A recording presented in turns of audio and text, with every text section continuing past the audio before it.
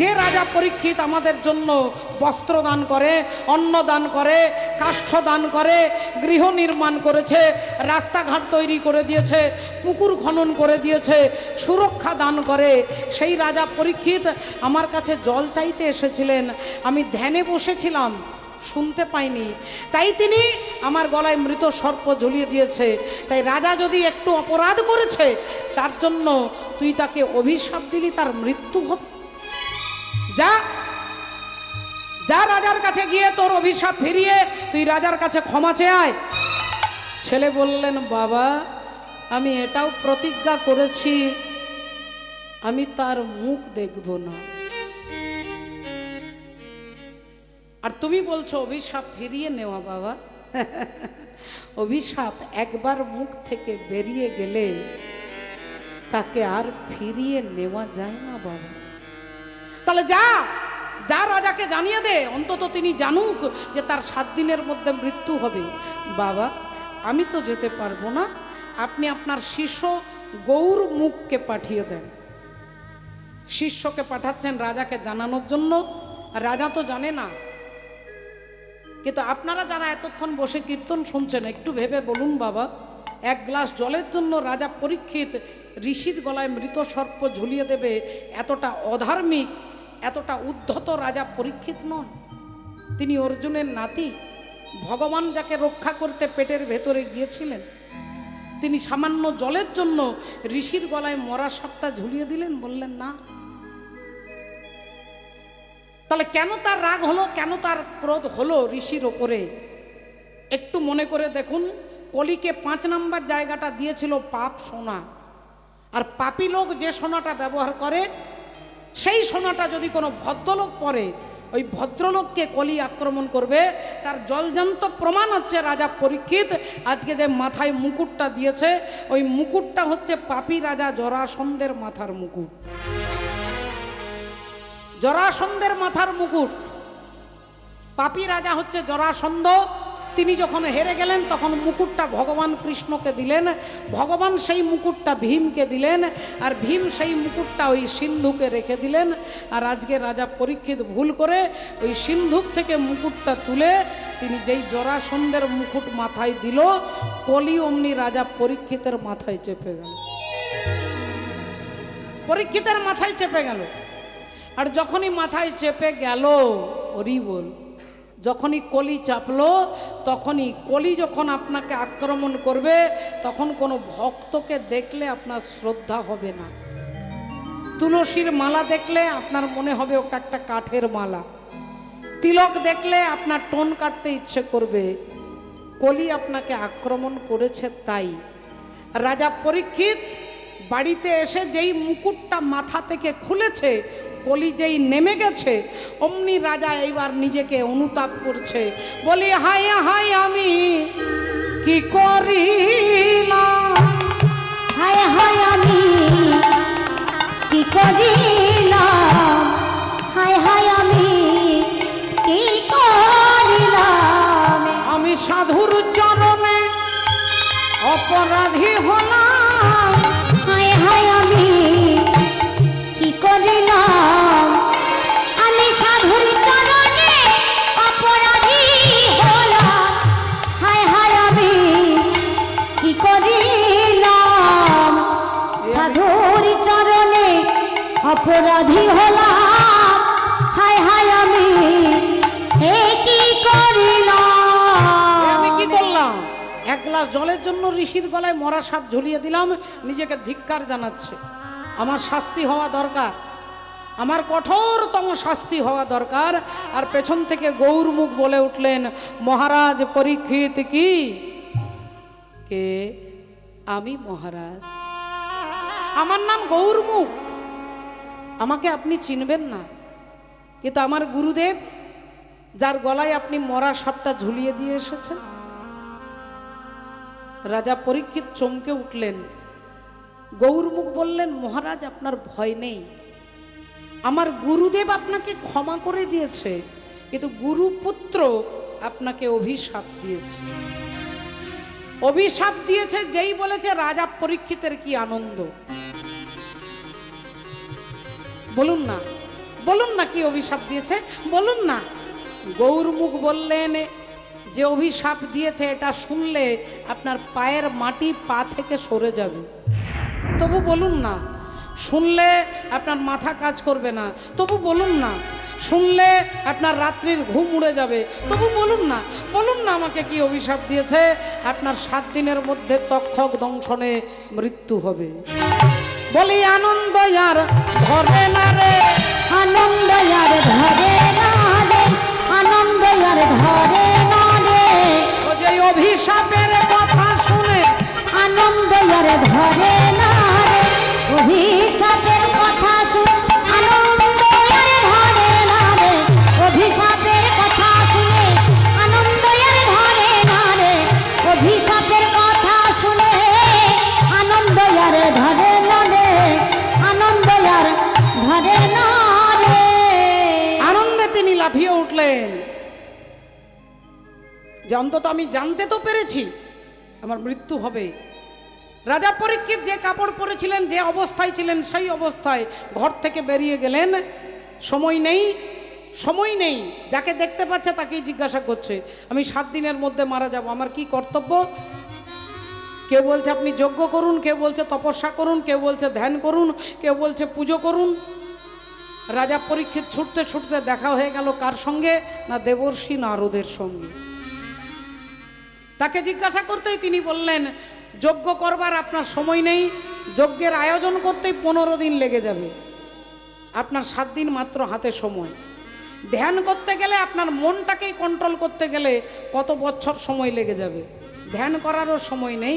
আপনি চলে যান হরিদ্বার ব্রহ্মকুণ্ডে, সুখদেব গোস্বামীর শ্রীবদনে ভাগবত আস্বাদন করবেন, যান।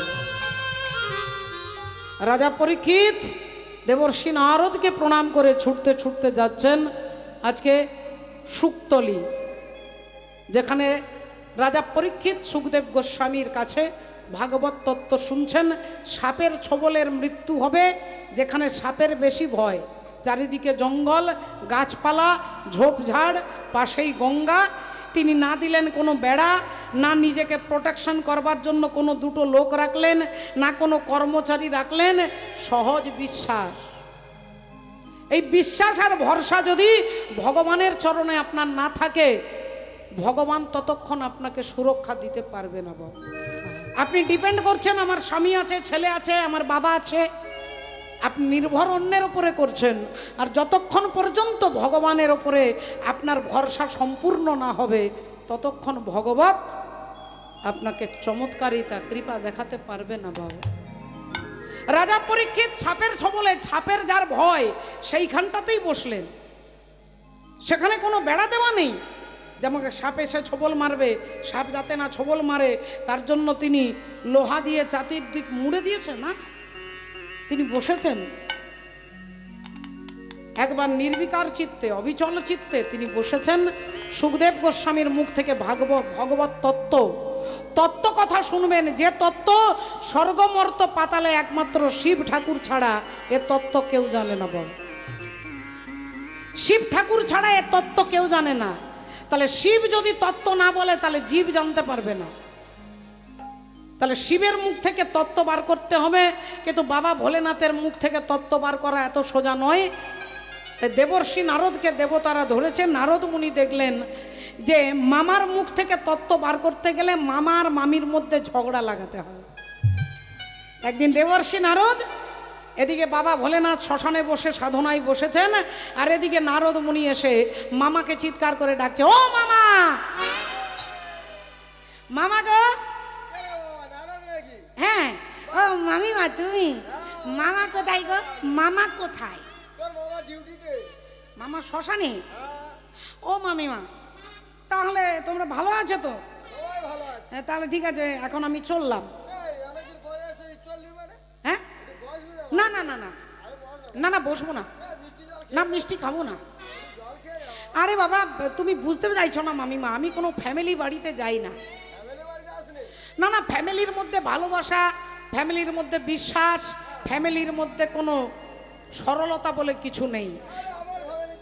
এখন ফ্যামিলি বাড়ি যাওয়াটা বন্ধ করে দিয়েছে। না না না, আরে সবার বাড়িতে হিংসা আছে, বিদ্বেষ আছে। মা দুর্গা দেবী বলে উঠলেন, তুই চলে আয় বাবা, চলে আয়। আমার ফ্যামিলিতে কোনো হিংসা বিদ্বেষ নেই। আচ্ছা তোকে তার প্রমাণ দেখাচ্ছি। আমার দুই ছেলের নাম বল। কার্তিক আর গণেশ। কার্তিকের বাহনকে ময়ূর, আর গণেশের বাহন ইঁদুর।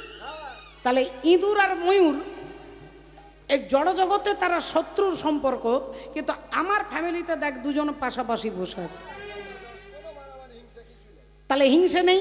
আচ্ছা তোর তাও যদি বিশ্বাস না হয়, তুই বল আমার বাহন কে? সিংহ। আর আমার স্বামীর বাহন ষাঁড়। তাহলে দেখ সিংহ আর ষাঁড় একসঙ্গে পাশাপাশি বসে আছে। তাহলে আমার ফ্যামিলিতে কোনো রকম বিদ্বেষ নেই, হিংসা নেই। নারদ মুনি তখনই এইবার দেখুন বললেন, মামিমা ঠিকই বলেছ, আমি তো অবাক হয়ে গেছি মামিমা।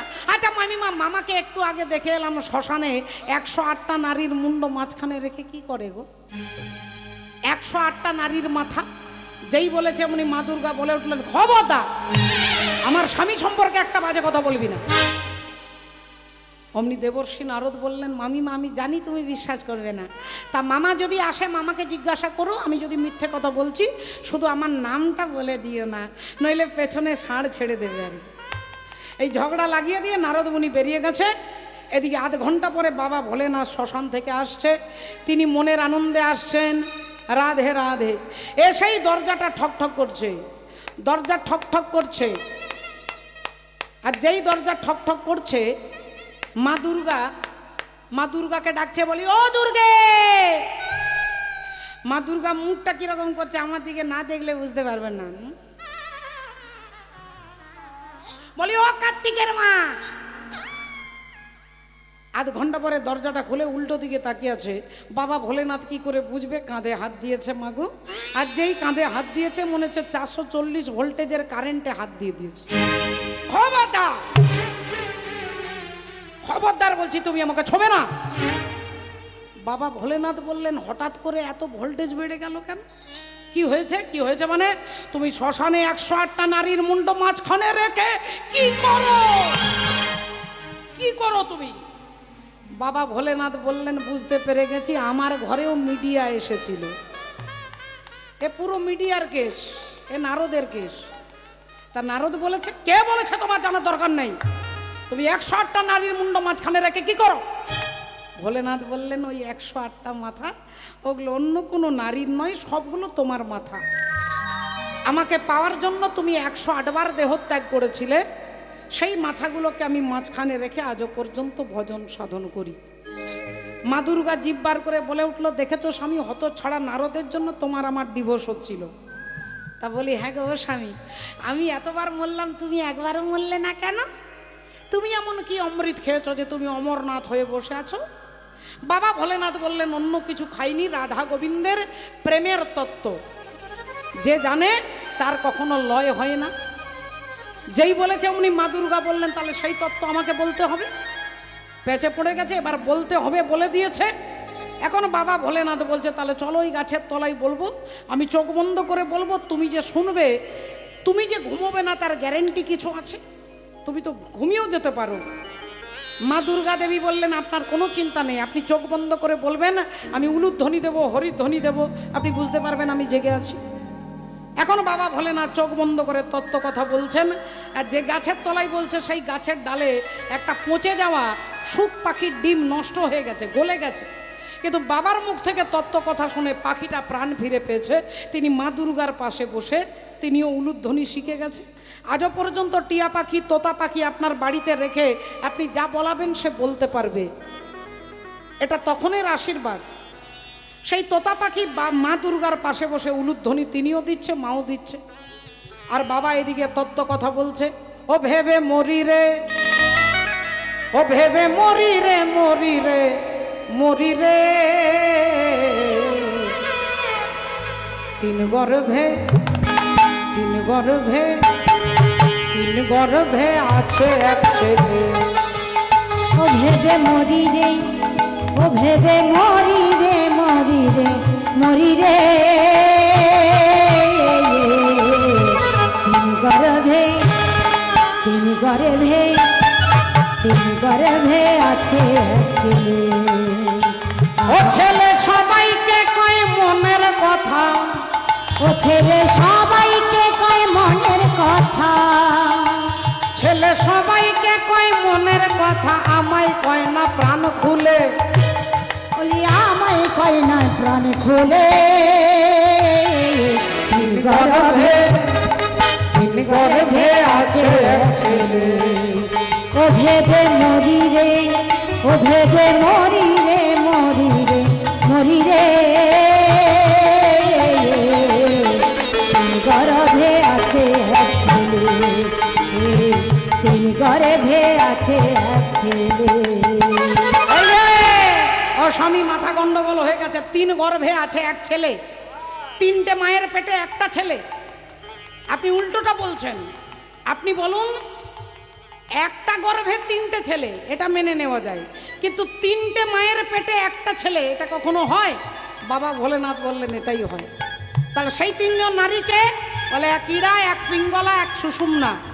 এই ইড়া, পিঙ্গলা, সুষুম্নার মাঝখানে পরব্রহ্ম শ্রী হরি বিরাজ করে। বাবা তারা তিনজনা নারী অতি পরম সুন্দরী, আর যেমন মাতা তেমনি ছেলে গঠন ফকিরি। যেমন মাতার তেমনি ছেলে গঠন ফকিরি, যেমন মাতার তেমনি ছেলে গঠন ফকিরি। ও হলো বিনা বাপে ছেলের জনম, হলো বিনা বাপের ছেলের জনম। ও হলো বিনা বাপে ছেলের জনম, বিনা বীজ বিনা ফুলে। ও হায় রে বিনা বীজ বিনা ফুলে, তিন গর্ভে আছে এক ছেলে। ও ভেবে মরি রে, ও ভেবে মরি রে, মরি রে, মরি রে। গর্ভে আছে এক ছেলে, গর্ভে আছে এক ছেলে, গর্ভে আছে এক ছেলে। এদিকে মা ঘুমিয়ে গেছে, মায়ের ঘুম ধরে গেছে, তোতা পাখি উলুধ্বনি দিচ্ছে। বাবা ভোলেনাথ ভাবছে মা দুর্গা জেগে আছে, তিনি তত্ত্ব কথা বলছেন। সকালবেলায় যখন তিনি বাবা ভোলেনাথ তাকিয়ে দেখছে দুর্গা ঘুমোচ্ছে, বলে তাহলে উলুধ্বনিটা দিল কে সারা রাত? চোখ বন্ধ করে ধ্যানের মধ্যে দেখছে একটা সামান্য পাখি আমার তত্ত্ব কথা শুনেছে, রেগে গিয়ে বাবা ভোলেনাথ ত্রিশূলটা ছুড়ে দিয়েছে। আর যেই ত্রিশূল ছুড়ে দিয়েছে, পাখি উড়তে উড়তে পালাচ্ছে ভয়ে, উড়তে উড়তে যাচ্ছে, পেছনে আছে শিবের ত্রিশূল। পাখি কি করেছে দেখছেন, ব্যাসদেবের স্ত্রী মা বিটিকা দেবী স্নান করে আসছে, মায়ের চরণে গিয়ে আছাড় খেয়ে পড়েছে, মা আমাকে বাঁচান, আমার পেছনে শিবের ত্রিশূল, মা আমাকে বাঁচান, মা আমাকে বাঁচান। মা কি করবে, অগত্যা তাড়াতাড়ি করে হাঁ করেছে, আর মুখের মধ্যে পাখিটা ঢুকে পেটের মধ্যে চলে গেছে। সোজা মুখ দিয়ে প্রবেশ করে গর্ভে চলে গেছে। ত্রিশূল এসে দাঁড়িয়ে গেছে, আর তো মারতে পারবে না, কারণ শিব ঠাকুর তো কোনো নারী বধ করবে না। বাবা ভোলেনাথের ত্রিশূল ফিরে চলে গেলেন বাবার হাতে, আর পাখিটা ঢুকেছিলেন। যখন ঢুকলো তখন সুখ পাখি, 12 বছর পরে যখন বেরিয়ে এলেন তখন নাম হলো সুখদেব গোস্বামী। সুখদেব গোস্বামী, আর সেই সুখদেব গোস্বামী প্রভু তিনি আজকে ভারতবর্ষের শ্রেষ্ঠ রাজা মহারাজ পরীক্ষিতকে তত্ত্ব কথা 7 দিন শোনাবেন। 7 দিনের মধ্যে তার মৃত্যু হবে। বলে শুধু রাজা পরীক্ষিতের নয়, অনন্ত কোটি ব্রহ্মাণ্ডে যত জীব আছে, আমার মতো সামান্য জীব থেকে রাষ্ট্রপতি পর্যন্ত, আর পিঁপড়ে থেকে হাতি পর্যন্ত, আমাদের সবার মৃত্যু পরীক্ষিত মহারাজের মতো 7 দিনের মধ্যেই হবে। হয় আমার মৃত্যু রবিবারে হবে, নইলে সোমবারে, নইলে মঙ্গল, নইলে বুধ, নইলে বৃহস্পতি, নইলে শুক্র, আর নইলে শনি। এই 7 দিনের মধ্যেই আমাদের মৃত্যু হবে। 8 দিন কারণ নয়, 7 দিনের মধ্যে আমাদের সকলের মৃত্যু হবে। তাহলে রাজা পরীক্ষিত ভাগবত শুনছেন, এটাই হচ্ছে কলির জীবের কর্তব্য, এটাই হচ্ছে ধর্ম, ভগবানের কথা শোনা। পরীক্ষিত মহারাজ 7 দিন ভাগবত শোনার পরে তাকে জিজ্ঞাসা করা হলো তুমি কি চাও? আর রাজা বলছেন আমি চাই আমার আজকেই মৃত্যু হোক। বললেন তুমি মৃত্যু ভয়ে এসেছিলে আমার কাছে, আর এখন তুমি বলছো আমার মৃত্যু হোক? বলে আমি যখন এসেছিলাম তখন ভয়ে এসেছিলাম, এখন আমি ভয়টাকে জয় করতে পেরে গেছি। নাচে জন্ম নাচে মৃত্যু পাছে পাছে তাতা থই থই তাতা থই থই তাতা থই থই মম চিত্তে নিতে নিতে এ যে নাচে তাতা থই থই তাতা থই থই তাতা থই থই তারি সঙ্গে কৃমি দঙ্গে সদা বাজে তাতা থই থই তাতা থই থই তাতা থই থই মম চিত্তে নিতে নিতে এ যে নাচে তাতা থই থই তাতা থই থই তাতা থই থই। নাচে জন্ম নাচে মৃত্যু, মৃত্যু তার কাছে আনন্দ যিনি মৃত্যুকে চিনেছেন। আমরা মৃত্যুকে চিনি না বলে মৃত্যু ভয়ে থরথর করে কাঁপি, আর যিনি মৃত্যুকে চিনতে পেরেছেন তার কাছে চণ্ডীদাস ঠাকুর বলছেন মরণ রে তুহু মম শ্যাম সমান, মরণ রে তুহু মম শ্যাম সমান। বিশ্বকবি বলছেন নাচে জন্ম নাচে মৃত্যু তাতা থই থই তাতা থই থই। তার কাছেই মৃত্যু আনন্দদায়ক যিনি মৃত্যুকে চিনেছেন। রাজা পরীক্ষিত বলছেন আমার মৃত্যু হোক, কিন্তু মহারাজ তোমার মৃত্যু হলে এই ভক্তরা প্রশ্ন করবে যে 7 দিন ভাগবত শুনলো তার ফলটা কি? তোমার যদি মৃত্যু হয় তাহলে ভাগবত শোনার ফল ইজ ইকুয়াল টু 0 হয়ে যাবে। আর বললেন আমার মৃত্যু যদি না হয় তাহলে ব্রাহ্মণের বাক্যটা মিথ্যে হয়ে যাবে। তাহলে ব্রাহ্মণের বাক্য মিথ্যে। এক ভাগবত হয় ভাগবত শাস্ত্র, আর দ্বিতীয় ভাগবত হয় ভক্তি রসপাত্র। তাহলে উপায় কি হবে? সবাই চিন্তায় পড়ে গেলেন। এই তখন সুখদেব গোস্বামী উত্তর দিচ্ছেন যে তুমি হরিনাম করতে করতে তোমার আত্মা চলে যাবে বৈকুণ্ঠে, এটা হচ্ছে ভাগবত শোনার ফল। আর তোমার মরা দেহটাকে তক্ষক স্পর্শ করবে, এটা হচ্ছে ব্রাহ্মণের বাক্যের মর্যাদা। এই বলে তিনি চলে গেলেন। পরীক্ষিতের মা উত্তরা দেবী একটা ফল হাতে দিয়ে বলছে বাবা তুই 7 দিন কিছু খাসনি, আজকে এটা খেয়ে ব্রত ভঙ্গ কর বাবা। আর ফলটা হাতে নিয়ে যেই দুভাগ করেছে ফলের মধ্যে ছোট্ট একটা পোকা। পরীক্ষিত মহারাজ বুঝতে পেরে গেছে এটা পোকা নয়, এই হচ্ছে তক্ষক। এসো এসো আমাকে দংশন করো। তক্ষক ভয়ঙ্কর মূর্তি ধারণ করে দাঁড়িয়ে বললেন রাজা পরীক্ষিত আপনি ভাগবত শুনেছেন, তাই আমি আপনাকে ছোবল মারতে পারবো না, আপনার মরা দেহটাকে স্পর্শ করব। এই রাজা পরীক্ষিত ভগবানের চরণ ধ্যান করতে করতে চোখ বন্ধ করে ভগবানের নাম স্মরণ করতে করতে যাচ্ছেন।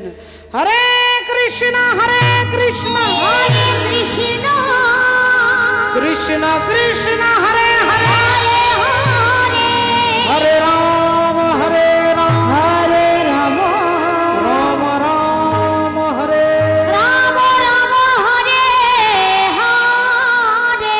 এই হরিনাম করতে করতে রাজার আত্মা বৈকুণ্ঠে যাচ্ছেন, আর তার মৃত দেহটাকে তক্ষক স্পর্শ করলেন।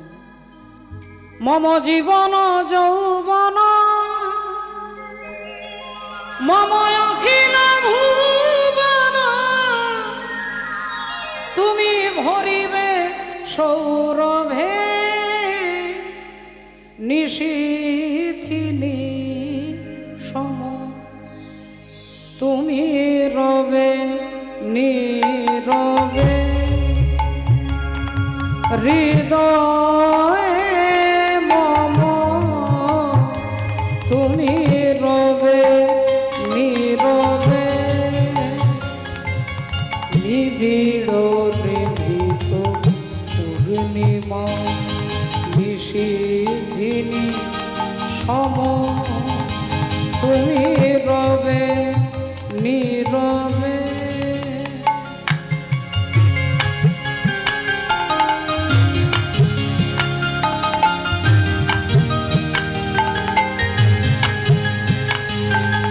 জাগিবে কাকি তব করুণ আখি তব অঞ্চল ছায়া মোরে রহিবে ঢাকি মম দুঃখ বেদনা মম সফল সপনা তুমি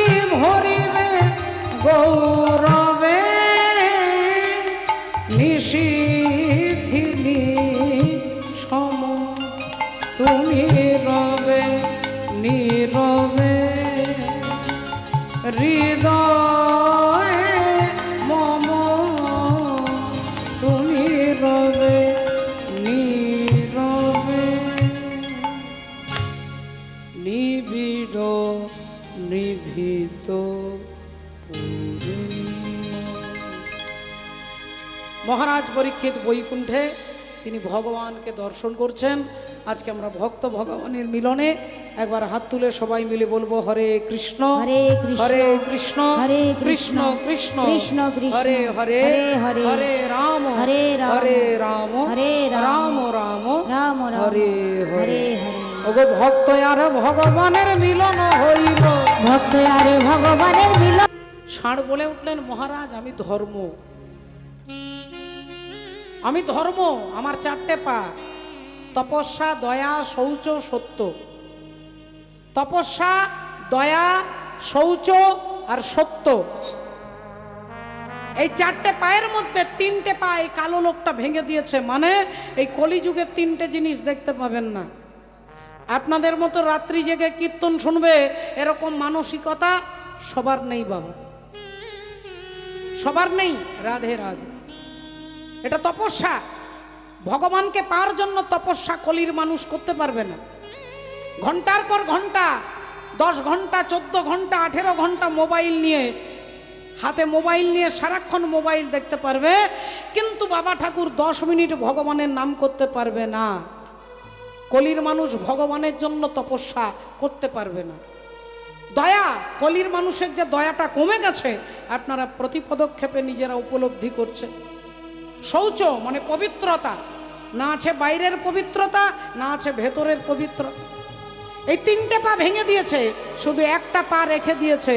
আর ওই একটা পা হচ্ছে কি না সত্য। কলিযুগে সত্যকে কেউ চাপা রাখতে পারবে না। সত্য একদিন না একদিন ধরা পড়বে, যে কোথায় কত টাকা কোন বিছানার তলায় কোন বাথরুমে কোন পাট বাড়িতে টাকা পড়ে আছে, এটা একদিন পাবলিক জানতে পারবে বাবা। সত্যকে কেউ চাপা দিয়ে রাখতে পারবে না, এটা হচ্ছে কলিযুগের ধর্ম। সত্যকে মাটি চাপা দিয়ে রাখা যায় না। তাই একটা পায়ের ওপরে সত্য দাঁড়িয়ে আছেন ধর্ম, আর পাশে পৃথিবী ধরিত্রী মাতা থরথর করে কাঁপছে। রাজা পরীক্ষিত এবার ওই কালো লোকটার দিকে তাকিয়ে বলে উঠলেন, কে তুই? ওই কালো লোকটা একটু মুচকি হেসে বলে উঠলেন, মহারাজ আমার নাম কলি বলিয়াই আমি দিনু পরিচয়। কলি বলিয়াই আমি দিনু পরিচয়। কলি বলিয়াই আমি দিনু পরিচয়। কলি বলিয়াই আমি দিনু পরিচয়। দাপরের ভাই আমি শুনো মহাশয়। দাপরের ভাই আমি শুনো মহাশয়। দাপরের ভাই আমি শুনো মহাশয়। আমার দাদা হচ্ছে দাপর, আমি হলাম কলি, আমার নাম কলি। যেই বলেছে রাজা পরীক্ষিত বলছে দেব তোকে বলি। তুই আমার রাজ্যের উপরে দাঁড়িয়ে সনাতন ধর্মে আঘাত করছিস। এই নিরীহ ষাঁড়ের ওপরে ধরিত্রী মাতা রূপী, পৃথিবী রূপী এই গাভী মাতার উপরে তুই আঘাত করছিস, এক্ষুনি তোকে আমি শেষ করে ফেলবো। তলোয়ারটা বার করেছে, আর অমনি কলি বলে উঠলেন, মহারাজ একটু দাঁড়ান, আপনি আমাকে মারলে তো আমি মরে যাব, মরবার আগে আমার একটা ইচ্ছে পূরণ করবেন না? বল বল তোর কি ইচ্ছে বল।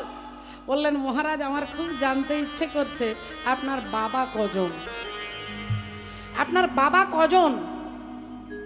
এ কথা আমাদের কাউকে যদি জিজ্ঞাসা করা আমরা সঙ্গে সঙ্গে রেগে যাব। পরীক্ষিত মহারাজকে বলছে আপনার বাবা কজন? পরীক্ষিত মহারাজ বলছেন আমার বাবা 5 জন। কে কে? বলে প্রথম পিতা যিনি আমাদের জন্ম দিয়েছেন, দ্বিতীয় পিতা যিনি আমাদের দীক্ষা দিয়েছেন, তৃতীয় পিতা হচ্ছে সমাজের ব্রাহ্মণ, চতুর্থ পিতা হচ্ছে রাজা, আর 5 নম্বর পিতা হচ্ছে সনাতন ধর্মে বলদকে বাবা বলেছে আর গাভীকে মা বলেছে। বলদ হচ্ছে পিতার সম্মান, কারণ তারা জমি চাষ করে ফসল উৎপাদন করে, আর সেই ফসল খেয়ে আমরা বেঁচে থাকি। তাই বলদ হচ্ছে বাবা আর গাভী হচ্ছে মা। তাহলে এই 5 জন বাবা শুধু রাজা পরীক্ষিতের নয়, আমাদের সকলের। তা যেই কথা বলেছে অমনি কলি বলে উঠলেন, মহারাজ তাহলে প্রথম পিতা যিনি জন্ম দিয়েছে, দ্বিতীয় পিতা যিনি দীক্ষা দিয়েছেন, তৃতীয় পিতা কে? না ব্রাহ্মণ। চতুর্থ পিতা? বলে রাজা। তাহলে রাজা মানে যদি বাবা হয়, তাহলে আপনি দেশের রাজা পরীক্ষিত, আপনি বাবা, আর আমি আপনার প্রজা, ছেলে। তাহলে আপনি বাবা, আমি ছেলে, তাহলে বাবা হয়ে ছেলেকে খুন করতে আসছেন, এটা কোথাকার ধর্ম? পরীক্ষিত মহারাজ বললেন, তুই দুষ্টু, অত্যাচারী, পাপাচারী, তাই তোকে শাস্তি দেব। বললেন, মহারাজ, ছেলে যদি খারাপ হয়, দুষ্টু হয়, বাবা কি ছেলেকে খুন করে? আমি নোংরা, আমি দুষ্টু, আমি বাজে, কিন্তু আপনি কি তা বলে আমাকে খুন করবেন? এটা তো ধর্ম নয়। তার থেকে এক কাজ করুন মহারাজ, ছেলে বাজে হলে বাবা ছেলেকে দূরে একটু জায়গা দিয়ে বলে, তুই ওখানে ঘর করে থাক, তোর সঙ্গে আমাদের মনের মিল হচ্ছে না। তাই আপনিও এক কাজ করুন, আপনিও আমাকে কিছু জায়গা দেন, আমি সেই জায়গায় থাকবো। অসম্ভব, তোকে যেখানেই থাকতে দেবো সেখানেই কাটাকাটি, খুনোখুনি, লাঠালাঠি হবে। বললেন, মহারাজ, আমাকে ভালো জায়গা দেবেন কেন? আমাকে নোংরা জায়গাগুলো দেন না, যেগুলো বাজে জায়গা সেইগুলো দেন না। তা কোথায় তোকে থাকতে দেবো? পরীক্ষিত মহারাজ চিন্তা ভাবনা করে কলিকে জায়গা দিচ্ছে। দেখুন কলি কোথায় কোথায় থাকে। যেথা হবে পাশা খেলা তথাই রহিবে, যেথায় হবে পাশা খেলা তথায় রহিবে, যেথা হবে সুরাপান অধিকার লবে, যেথা হবে সুরাপান অধিকার লবে, যেথা হবে সুরাপান অধিকার লবে, যেথা হবে নারী নির্যাতন তথাই রহিবে, যেথা হবে নারী নির্যাতন তথায় রহিবে, আরে যেথা হবে জীব হত্যা অধিকার লবে, যেথা হবে জীবী হত্যা অধিকার লবে, যেথা হবে জীবী হত্যা অধিকার লবে। চারটে জায়গা, যেখানে জুয়া খেলা হবে, যেখানে মদ বিক্রি হবে, মদ খাবে, মদের দোকানে যে খাবে তার দেহে, যেখানে নারী নির্যাতন, যেখানে জীব হত্যা, এই চারটে জায়গা দিলাম, তুই থাকবি। কলি ভাবলেন, যতদিন রাজা পরীক্ষিত থাকবে, হরি বল, যতদিন পরীক্ষিত মহারাজ থাকবে, ততদিন কোনো মদের দোকান চলবে না, কোনো নারী নির্যাতন হবে না, তাহলে আমার চলবে কি করে? তাই রাজা পরীক্ষিতকে কলি একটু হাত জোড় করে অনুনয় বিনয় করে বলছেন, মহারাজ একটা জায়গা আমাকে দেন। কোন জায়গা? বললেন, সোনা, সোনা, সোনা। রাজা পরীক্ষিত বললেন, অসম্ভব, তোকে আমি সোনার মধ্যে থাকতে দিতে পারি না। না না মহারাজ, আমি সব সোনাতে থাকবো না। যে কষ্ট করে পরিশ্রম করে অর্থ উপার্জন করে সোনা কিনবে, আমি সেই সোনাতে থাকবো না। যে সোনা চুরি করা সোনা, চুরি করা সোনা যদি কেউ পরিধান করে পরে, তার মধ্যে কলি থাকবে। আর যদি কোনো পাপী লোক যে সোনাটা ব্যবহার করে, ওই পাপী লোকের ব্যবহৃত সোনার মধ্যে কলি থাকবে। ওই কলি, ওই সোনা যদি কোনো ভদ্রলোক পরে, তাহলে সেই ভদ্রলোককে কলি আক্রমণ করবে। আচ্ছা, আপনারা তার জালজন্ত প্রমাণ আর একটুক্ষণ পরেই বুঝতে পারবেন। রাজা রাধে পরীক্ষিত মহারাজ এই পাঁচটা জায়গা কলিকে দিয়ে ওখান থেকে তিনি ফিরে আসছেন বাড়ি। ভাবলেন, আজকে মেজাজটাই খারাপ হয়ে গেল, সকালবেলায় এমন একটা বাজে লোকের মুখ দেখলাম, তাই আজকে বাড়ি ফিরে যাই, আগামী কাল আমি রাজ্য দর্শন করতে যাব। এই বলে রাজা পরীক্ষিত বাড়ি এলেন, অপেক্ষা করছেন কালকে যাবেন। রাধে রাধে। দেখুন, ভেতরে ধর্মবোধ আপনাকে রক্ষা করবে মা। আপনার বাবা, কাকা, স্বামী, ছেলে, পুত্র, নাতি আপনাকে কেউ রক্ষা করবে না। ধর্ম রক্ষাতি রক্ষিতা, আপনার ধর্মই আপনাকে রক্ষা করবে। আর ধর্ম যদি চ্যুত হয়ে যায়, বলে ভগবান আপনার কাছে থাকলেও আসতে পারবে না। তিনি সর্বত্র আছে, সব জায়গায় আছে। কুরুক্ষেত্রে যুদ্ধ চলছে, দুর্যোধন দাদু ভীষ্মদেবের কাছে এসে বলছে, দাদু আমরা 100 ভাই, 100টা ভাই আমরা, দুর্যোধন, দুঃশাসন, দুঃসহ, দুঃসল, প্রমথ, দুর্মুখ, বিবিংশতি, বিকর্ণ, জলসন্ধ, সুলোচন, বিন্দু, অনুবিন্দু, দুর্ধর্ষ, সুবাহু, দুষ্প্রদর্শ, দুমর্শন, দ্বিতীয় দুর্মুখ, দুষ্কর্ণ, কর্ণ, চিত্র, উপচিত্র, চিত্রাক্ষ, অদ্ভুত, চারু, চিত্রাঙ্গ, দুর্মদ, অনন্তর, দুষ্প্রহর্ষ, বিবিৎসু, বিকট, শ্রম, পুনর্নাভ, পদ্মনাভ, সুসেন, নন্দ, উপানন্দ, মহোদর, মহোদর, চিত্রবাহু, চিত্রবর্মা, সুবর্মা, দুর্বিরোচন, আয়বাহু, মহাবাহু, চিত্রচাপ, সুকুণ্ডল, বলাকি, অগ্রজ, ভীমবেগ, ভীমবল, ভীমবিক্রম, ভীমসর, কনকায়ু, উগ্রায়ুধ, দৃঢ়ায়ুধ, দৃঢ়ক্ষত্র, দৃঢ়বর্মা, সোমকীর্তি, অনুদর, জরাসন্ধ, দৃঢ়সন্ধ, সত্যসন্ধ, সহস্রবাগ, উগ্রসেন, উগ্রসেবা, সেনানী, পণ্ডিতক, দৃঢ়হস্তক, সুহস্তক, বাতবেগ, বন্যাসী, সুবর্চা, আদিত্যকেতু, নাগদত্ত, নিসঙ্গী, জানহী, কবচ, দণ্ডী,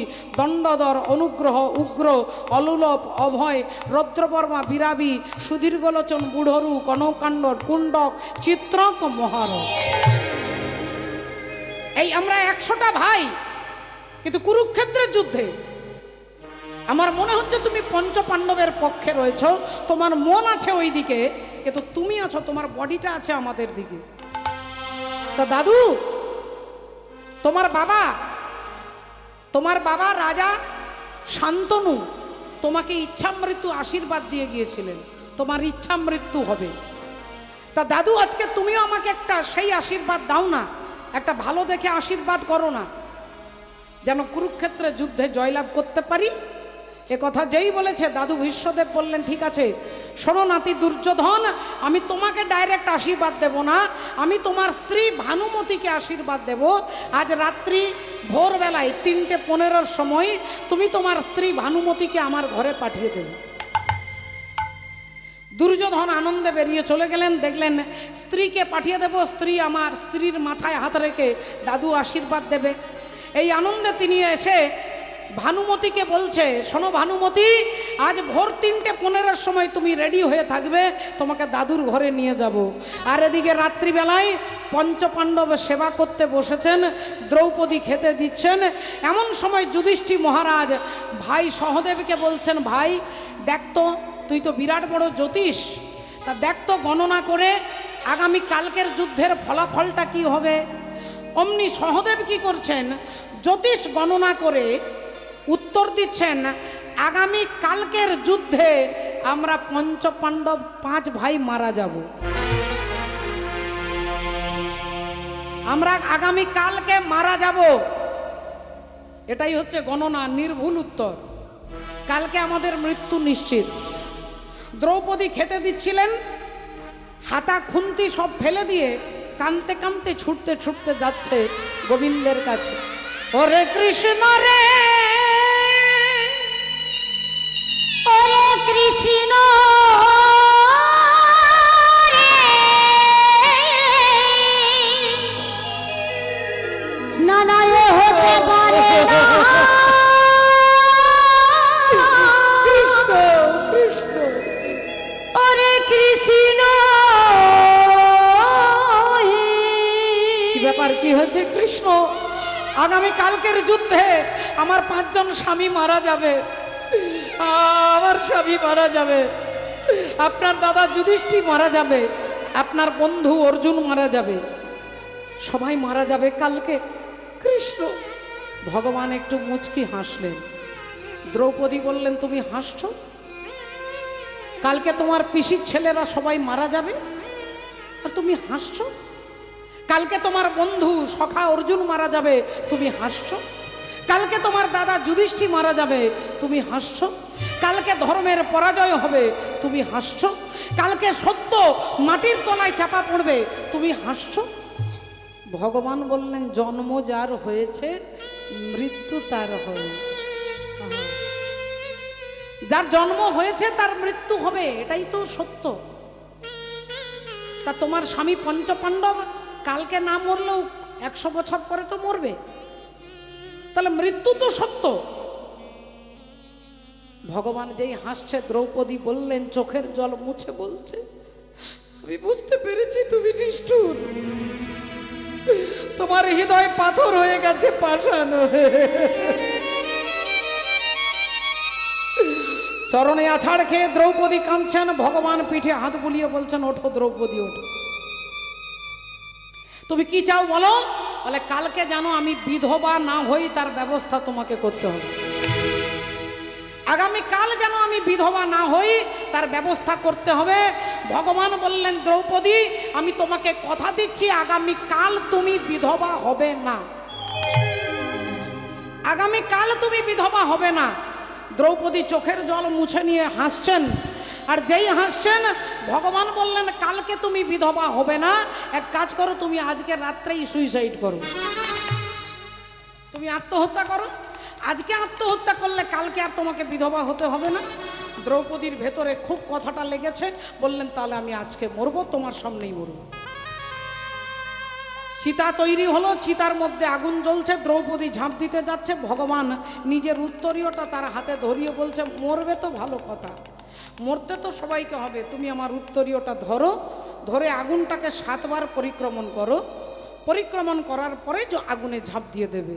দ্রৌপদী ভগবানের উত্তরীয় ধরে ঘুরছে, ভগবান পেছনে পেছনে যাচ্ছে, আর ঘুরে 2 বার 4 বার 5 বার 6 বার হয়েছে। এবার ভগবান দাঁড়িয়ে গেছে, দ্রৌপদী ঘুরে ভগবানের পেছনে দাঁড়িয়ে গেছে। আর ভগবান তখন যাচ্ছেন সোজা হাঁটতে হাঁটতে দাদু ভীষ্মদেবের ঘর। অন্ধকার, নিস্তব্ধ, নিঝুম রাত্রি, ভোর 3টে বাজে। আর এদিকে দুর্যোধন তার স্ত্রীকে সমস্ত কিছু রেডি হয়ে গেছে, বেরোবে। আর এদিকে ভগবান দ্রৌপদীকে বলছে, তুমি দাদু ভীষ্মদেবের ঘরে যাও, গিয়ে দেখবে তোমার দাদু অন্ধকার ঘরে চোখ বন্ধ করে বসে আছেন ধ্যানের মধ্যে, তুমি চুপি চুপি তার পা ছুঁয়ে প্রণাম করবে, কিন্তু খবরদার কোনো কথা বলবে না। দ্রৌপদী দাদু ভীষ্মদেবের ঘরে গেছে, আর এদিকে দুর্যোধন তার স্ত্রীকে নিয়ে বেরোবে। ভগবান দেবরাজ ইন্দ্রকে বলছে, এবার শুরু করো বৃষ্টি।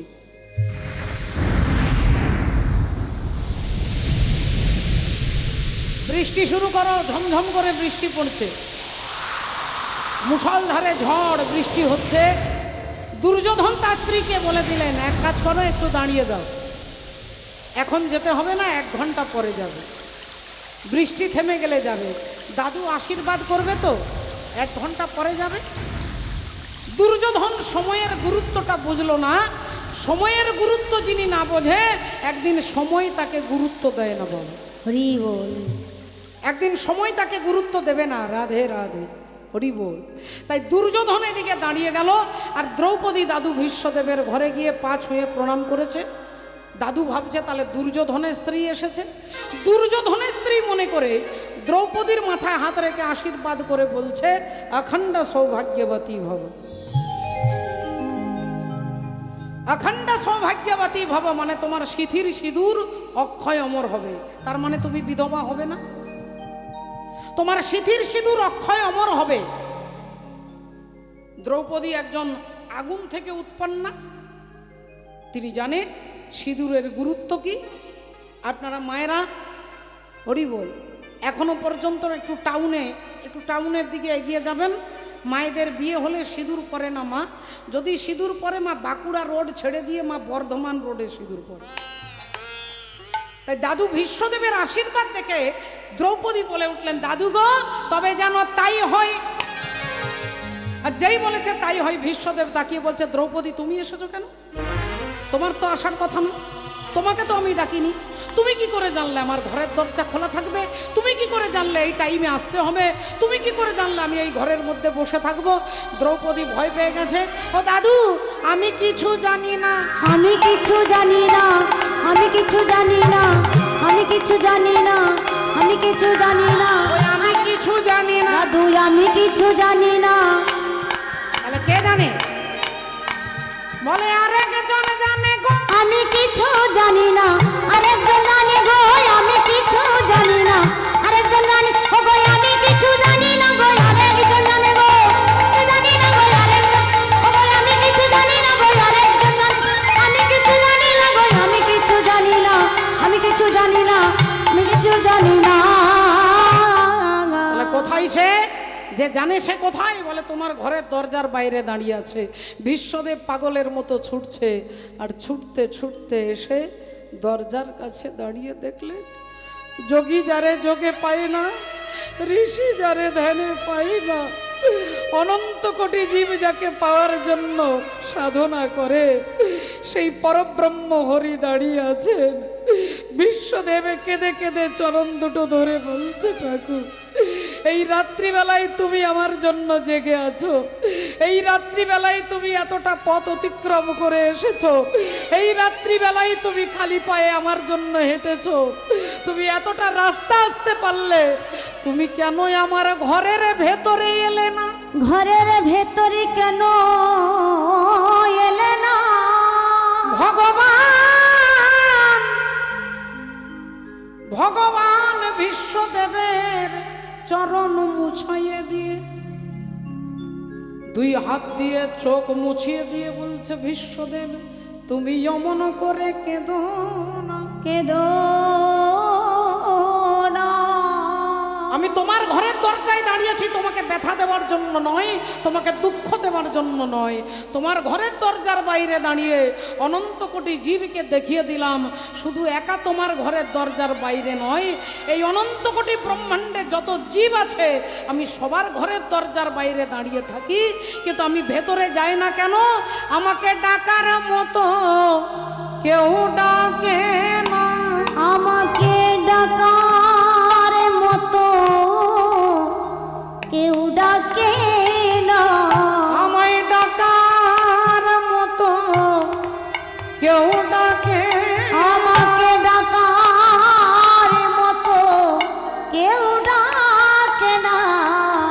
আমি যে যাব বলে দাঁড়াইয়ে থাকি, ডাকার মতো কেউ ডাকে না, আমি যে যাব বলে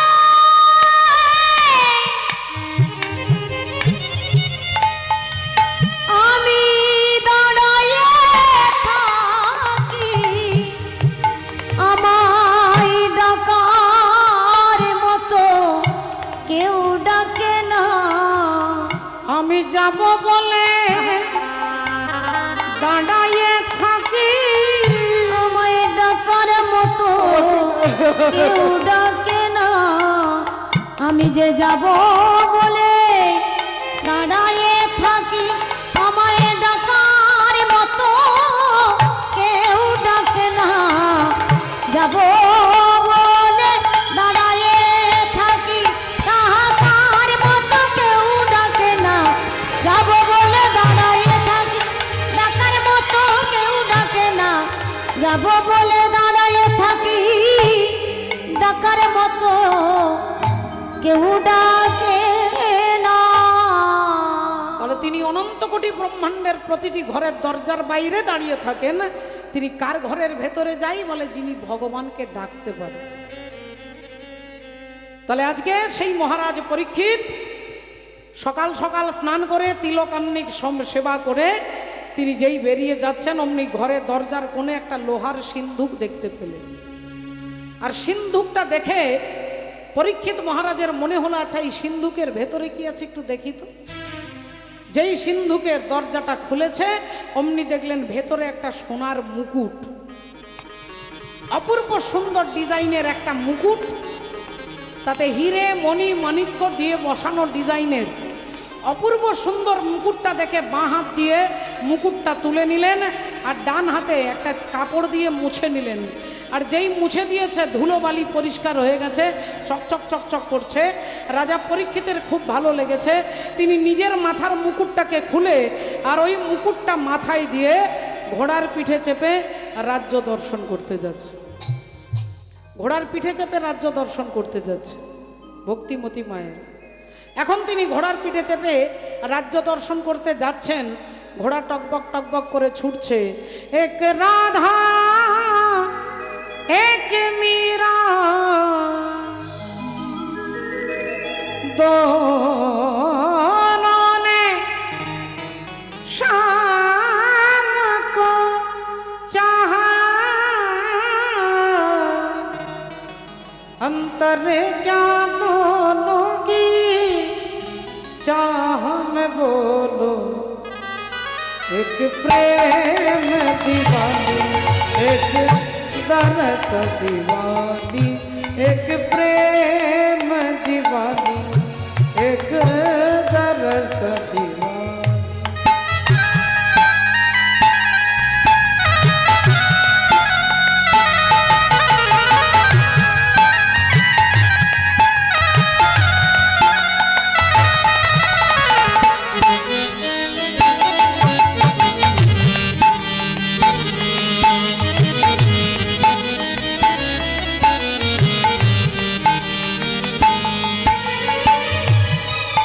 एक राधा राधा राधा, एक राधा एक मीरा, दोनों ने शाम को चाहा।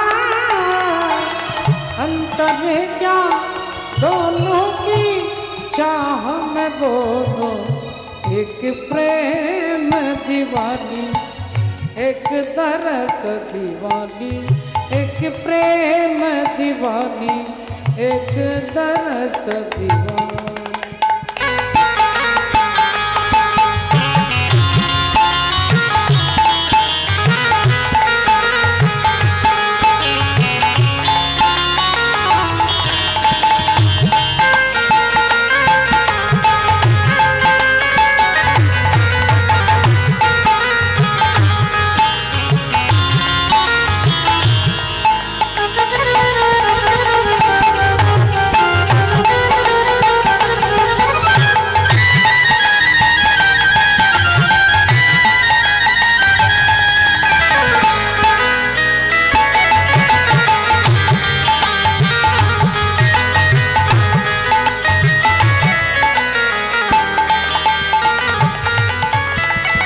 मोहन तो मधुबन में मिलते और काशी में कैलाशी। अधम उदाहरण कहलाते हैं वो घट घट के वाशी। एक पहने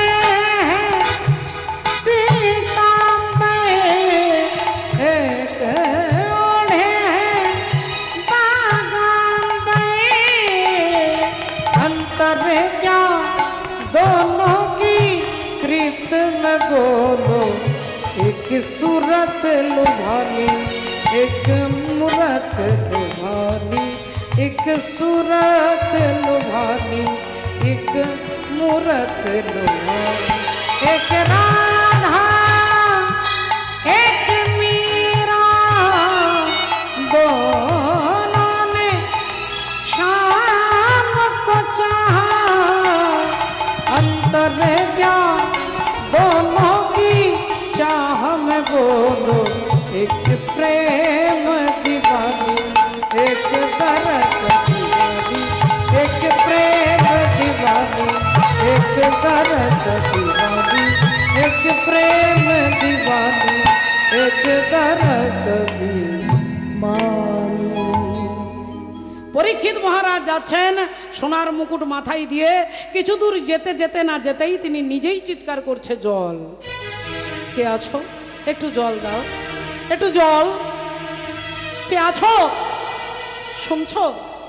আমার জিহ্বা আড়ষ্ট হয়ে যাচ্ছে, আমার গলা শুকিয়ে যাচ্ছে, আমি অন্ধকার দেখতে পাচ্ছি, কে আছো, একটু জল দাও, জল জল জল বলে রাজা পরীক্ষিত চিৎকার করছে, কিন্তু ওখানে একটা পিঁপড়ে পর্যন্ত নেই মাগো। রাজা ভাবলেন তাহলে আমার মৃত্যু নিশ্চিত, আমি মারা যাব, পিপাসায় মারা যাব। হঠাৎ দেখলেন দূরে একটা জঙ্গল, ভাবলেন ওই জঙ্গলে তো অনেক মুনি ঋষি আছে, তাদের কাছে গেলে জল পাওয়া যেতে পারে। তাই জঙ্গলের ভেতরে প্রবেশ করলেন, দেখলেন এক গাছের তলায় ঋষি বসে চোখ বন্ধ করে তিনি ধ্যানের মধ্যে আছেন। রাজা তার কাছে গিয়েই প্রথমেই চিৎকার করে বলে উঠলেন, এই যে শুনছেন একটু জল দেন তো। হরি ওম হরি ওম হরি ওম। এই যে শুনছেন, আপনার কাছে জল চাইছি, একটু দেন না। হরি আর কি মুশকিল, ইনি মনে হয় আমার গলার আওয়াজটা শুনতে পাচ্ছেন না, একটু জোরে বলতে হবে। এই যে শুনছেন, আপনাকে বলছি একটু জল দেন না। আমি রাজা পরীক্ষিত, হস্তিনাপুরের নতুন রাজা। আমার দাদু অর্জুন, আমি অর্জুনের নাতি। শুনছেন? কিন্তু তিনি তোমার ধ্যানের মধ্যে আছেন, তিনি সত্যি শুনতে পাচ্ছেন না। রাজা ভাবলেন তাহলে ইনি সাধু নন, ইনি ভণ্ড সাধু। ভণ্ড সাধু, দেখুন সাধুকে ভণ্ড মনে করলেন, যিনি আসল সাধু তাকে ভণ্ড মনে করছেন। আর তার জীবনের দুর্গতিটা দেখুন। রাজা পরীক্ষিত ভণ্ড মনে করে ভাবলেন তাহলে কি করা যায়, একে শাস্তি দিতে হবে। আমি এত বড় রাজা পরীক্ষিত জল চাইছি, জল দিচ্ছে না। চারিদিকে তাকিয়ে দেখলেন একটা সাপ মরে পড়ে আছে, আর ওই মরা সাপটাকে ধেনুকের ছিলা দিয়ে তুলেছে, আর তুলেই রাধে রাধে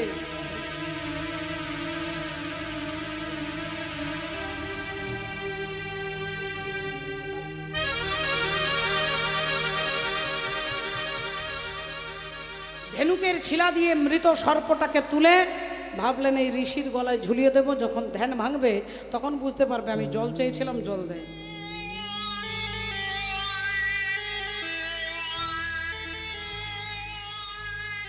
এখন মৃত সর্পটা ঝুলিয়ে দিয়ে রাজা পরীক্ষিত চলে গেলেন ওখান থেকে। আর ঋষির গলায় যে মরা সাপটা পড়ে আছে, ঋষি তো জানেন না, তিনি চোখ বন্ধ করে নিজের মনে নাম জপ করছে। আর ঋষিপুত্র শৃঙ্গি তার বন্ধুদের সঙ্গে খেলা করছিলেন।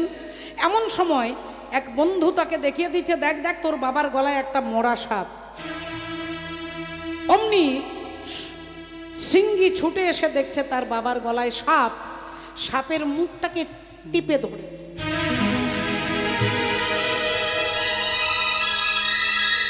আর যেই মৃত সাপটাকে টিপে ধরেছে অমনি দেখছে, আরে এ তো সাপটা মারা গেছে। মরা সাপ তো আমার বাবার কোনো ক্ষতি করতে পারবে না। সাপটাকে দূরে ফেলে দিয়ে সামনেই কৌশিকী গঙ্গা, গঙ্গার জলটা নিয়ে হাতটা ধোবেন। গঙ্গার জলটা হাতে করে তুলেছে, হঠাৎ তার মনে হলো যে সাপটা যদি মারা গেল তাহলে আমার বাবার গলায় এলো কি করে। সাপটা যদি মরা তাহলে আমার বাবার গলায় আসবে কি করে, তাহলে কেউ নিশ্চয়ই আমার বাবার গলায় সাপটা ঝুলিয়ে দিয়েছে। এটা যখনই তার তাৎক্ষণিক মনে হলো, ওই গঙ্গার জলটা হাতে ছিল, ওই গঙ্গার জল হাতে নিয়ে ব্রাহ্মণ অভিশাপ দিচ্ছে যে যিনি আমার বাবার গলায় মৃত সর্প ঝুলিয়ে দিয়েছে, আমি অভিশাপ দিচ্ছি তার 7 দিনের মধ্যে তক্ষক দংশনে মৃত্যু হবে। ওরে সিঙ্গি রে, ওরে সিঙ্গি ওরে সিঙ্গি, এ তুই কি করি, তুই কি করলি বাবা, এ তুই কি করি,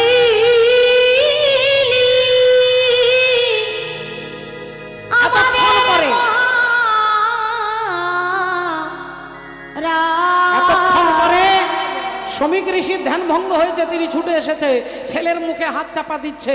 ছেলে অভিশাপ দিয়ে ফেলেছে যে যিনি আমার বাবার গলায় মৃত সর্প ঝুলিয়ে দিয়েছে, তিনি রাজা হোক প্রজা হোক, তিনি ধনী হোক দরিদ্র হোক, তিনি বীর হোক দুর্বল হোক, তার 7 দিনের মধ্যে মৃত্যু হবে।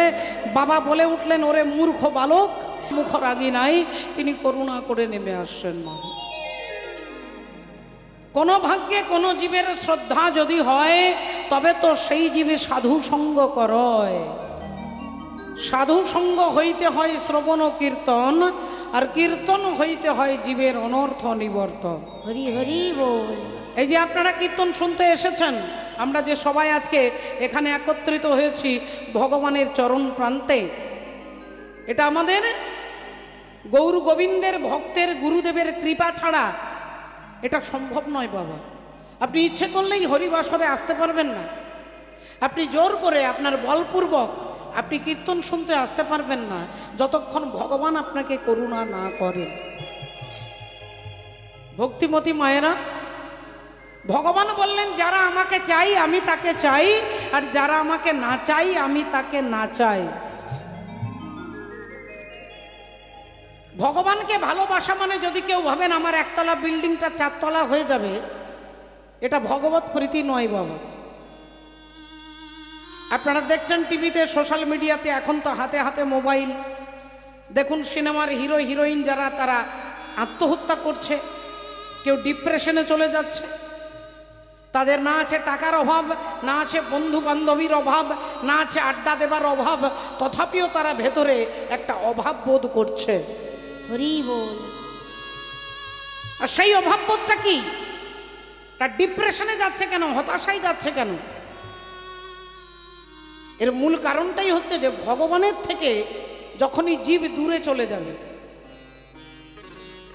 ভগবানের থেকে যখন জীব দূরে চলে যাবে, হরি বল, কৃষ্ণ সূর্য সম মায়া ঘোর অন্ধকার, যাহা কৃষ্ণ তাহা নাই মায়ার অধিকার। হরি হরি বল।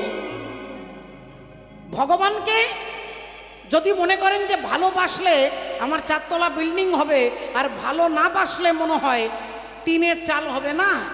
ভগবানকে ভালোবাসলেও আপনার প্রারব্ধে, আপনার কর্মে যদি চারতলা বিল্ডিং থাকে, আপনি ভগবানকে গালিগালাজ করলেও হতে পারে।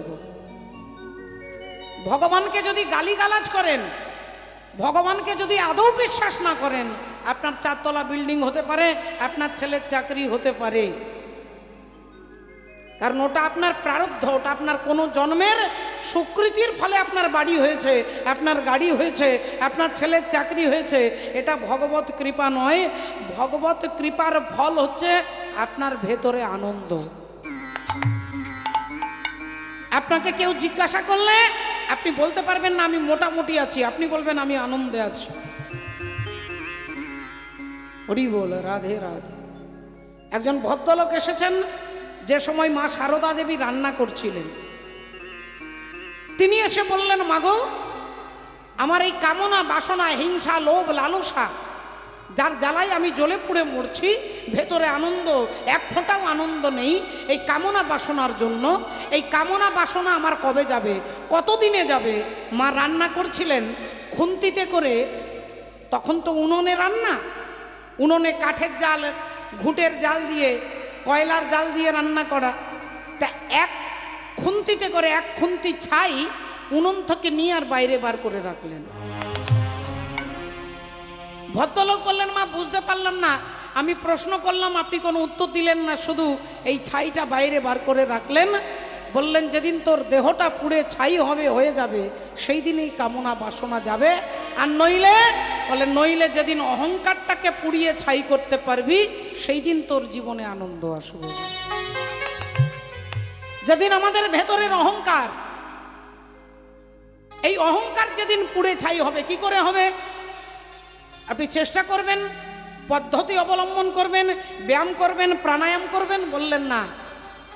চৈতন্য চরিতামৃতে বললেন, একমাত্র হরি নামকে আশ্রয় করুন। এই নাম করতে করতে করতে কখন আপনার কাম, ক্রোধ, লোভ, হিংসা, বিদ্বেষ সব এই নামের আগুনে পুড়ে ছাই হয়ে যাবে, আপনি নিজেও বুঝতে পারবেন না, নিজেও বুঝতে পারবেন না। রাধে রাধে। শ্রদ্ধেয় বাবা ঠাকুর, ভক্তিমতী মায়েরা, একটু লক্ষ্য করে দেখুন, আমাদের হিন্দু সনাতন ধর্মে একটু তাকিয়ে দেখবেন, তেলের টিনে, চটের মধ্যে, বস্তার মধ্যে ভগবানের ছবি। আর সেই বস্তাটা কোথায় রাখা আছে? না ড্রেনের পাশে, যেখানে ভগবানের ছবি দেওয়া আছে। তেলের টিন, তেল শেষ হয়ে গেছে, ওই টিনটা বাথরুমে নিয়ে গিয়ে জল নিচ্ছেন, সেখানে ভগবানের ছবি আছে। আর অন্যান্য ধর্মের একটু তাকিয়ে দেখবেন তো, তারা এরকম করে নাকি? ভক্তি তেলের টিনে দেখিয়ে লাভ নেই, ভক্তি চটের বস্তার মধ্যে দেখিয়ে লাভ নেই। ভক্তি থাকবে অন্তরে, আপনার ভেতরে নিষ্ঠা থাকবে। সেই বস্তাটা যদি রাস্তায় ড্রেনের পাশে পড়ে থাকে, সেখানে থুতু ফেলছেন, সেখানে কেউ প্রস্রাব করছেন, ওখানে ভগবানের ছবি দেওয়া আছে।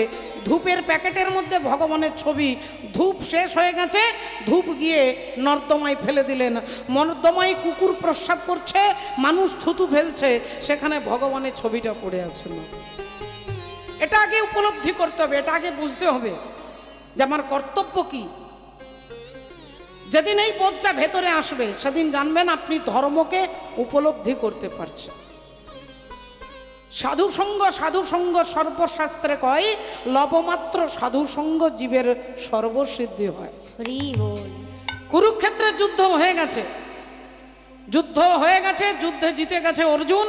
অর্জুন মনে মনে চিন্তা করছে, আমারই জন্য মনে হয় আমি তো কম ব্যক্তি নই, আমি এত শত্রুদেরকে মেরেছি, বড় বড় বীরকে পরাস্ত করেছি, বড় বড় ধনুর্ধারীকে আমি পরাস্ত করেছি।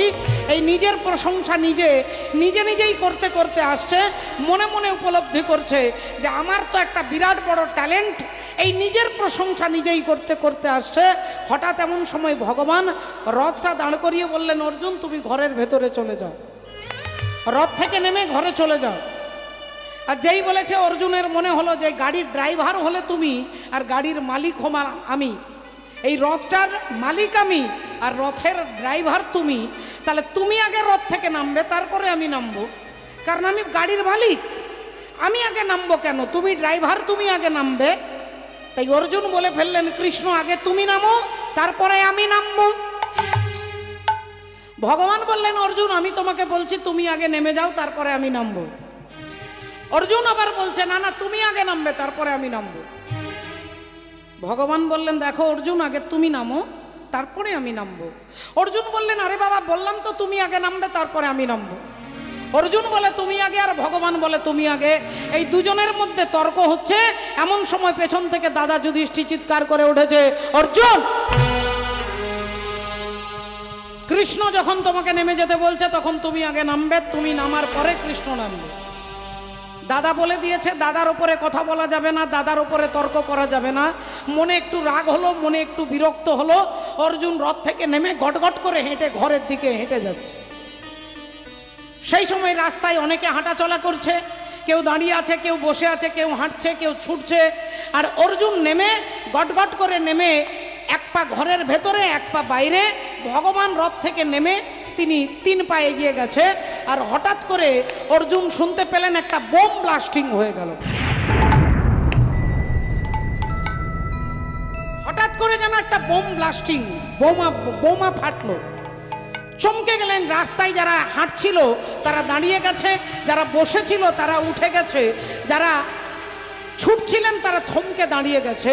অর্জুন পিছন ফিরে তাকিয়ে দেখছে তার সুন্দর রথটা, তার সুন্দর সোনার রথ ফেটে গিয়ে ভেঙে গিয়ে দাউ দাউ করে আগুন জ্বলছে। অর্জুন ছুটতে ছুটতে গোবিন্দের কাছে এসেছে, কৃষ্ণ ওরে কৃষ্ণ রে,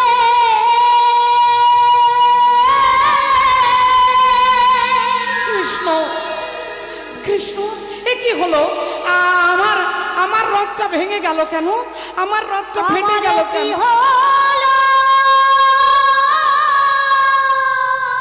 আমার রথে আগুন লেগে গেল কেন?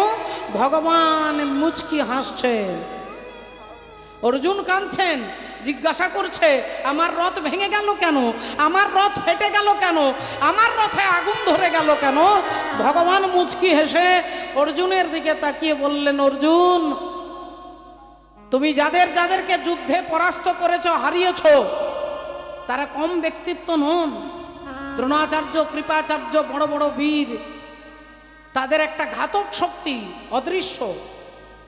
অদৃশ্য ঘাতক শক্তি তারা অপেক্ষা করছিল, তোমাকে ক্ষতি করবার জন্য অপেক্ষা করছিল। কিন্তু তোমার রথে আমি ছিলাম বলে তারা ক্ষতি করতে পারছিল না। তুমি আমাকে বারবার বলছিলে, কৃষ্ণ আগে তুমি নেমে যাও, তুমি আগে নেমে যাও। শোনো অর্জুন, যদি তোমার আগে আমি রথ থেকে নেমে যেতাম, এই রথের সঙ্গে তোমার দেহটা ছিন্ন বিচ্ছিন্ন হয়ে যেত। হরি হরি বল। ওই কুরুক্ষেত্রের মাঠে দাঁড়িয়ে আমি তোমাকে কথা দিয়েছিলাম, ক্ষিপ্রং ভবতি ধর্মাত্মা সসচ্ছন্তি নিগঞ্চতি কন্তেয় প্রতি জানহি ন মে ভক্ত প্রণশ্যতি। আমি তোমার মতো ভক্তকে রক্ষা করবার জন্য তুমি বারবার বলার পরেও আমি রথ থেকে নামলাম না, কারণ আমি নেমে গেলে তোমার মৃত্যু আজকে নিশ্চিত ছিল। তাই তোমাকে আগে নামিয়েছি, তারপরে আমি নেমেছি। তোমার আগে আমি নেমে গেলে তোমার দেহটা ছিন্ন বিচ্ছিন্ন হয়ে যেত। এ কথা যেই বলেছে বাবা ঠাকুর, অর্জুন গোবিন্দের চরণে আছাড় খেয়ে পড়েছে। একবার ভালো করে ভেবে দেখুন, আমরাও অহংকার করি, আমরা বলি আমি না থাকলে এই সংসার চলবে না, আমি না থাকলে ছেলে মেয়ে মানুষ হবে না, আমি না থাকলে সংসার ভেসে যাবে, ইত্যাদি ইত্যাদি আমরা চিন্তা করি। কিন্তু বাবা ঠাকুর একমাত্র পরমেশ্বর হরির কৃপায় সব হয়। আপনার আমার দয়াতে সংসার চলে না, সংসার তার ইচ্ছায় চলে। হরি বল, রাধে রাধে। তাহলে এই যে রথটাতে, অর্জুনের রথে গোবিন্দ বসে আছেন,